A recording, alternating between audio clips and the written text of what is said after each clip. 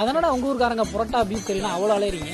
അലയും ഈ പൊറോട്ടയും ബീഫ് റോസ്റ്റ് എന്ന് പറഞ്ഞാൽ ഞങ്ങൾ മലയാളികൾക്ക് അത് വെറും ഒരു ഭക്ഷണമല്ല, ഒരു വികാരമാണ് മച്ചാ. അതായത് ബീഫ് നന്നായിട്ട് വാഷ് ചെയ്തിട്ട് അതിങ്ങനെ ചെറിയ ചെറിയ ചെറിയ ചെറിയ കഷ്ണങ്ങളാക്കിയിട്ട് മുറിക്കും. എന്നിട്ട് അതിൽ ഇച്ചിരി ഉപ്പ്, ഇച്ചിരി മുളക് പൊടി, ഇച്ചിരി മഞ്ഞൾപ്പൊടി, കുറച്ച് പെപ്പർ ഇതൊക്കെ ഇട്ടിട്ട് നന്നായിട്ട് ഇങ്ങനെ മിക്സ് ചെയ്യും. ഈ മിക്സ് ചെയ്തിട്ട് അതിങ്ങനെ വേവിക്കും. ഇതിങ്ങനെ വെന്ത് വരുമ്പോൾ കുറച്ച് മല്ലിപ്പൊടി ഇട്ടിട്ട് ഈ വഴറ്റി വെച്ചിരിക്കുന്ന വെളുത്തുള്ളി ഇടും. എന്നിട്ട് കുറച്ച് മസാല ഇട്ടിട്ട് കുറച്ച് വെളിച്ചെണ്ണ അതിൻ്റെ മുകളിൽ താളിച്ചിട്ട് മൂടി വയ്ക്കും. കുറച്ച് കഴിയുമ്പോൾ അതിനൊരു മണം വരും.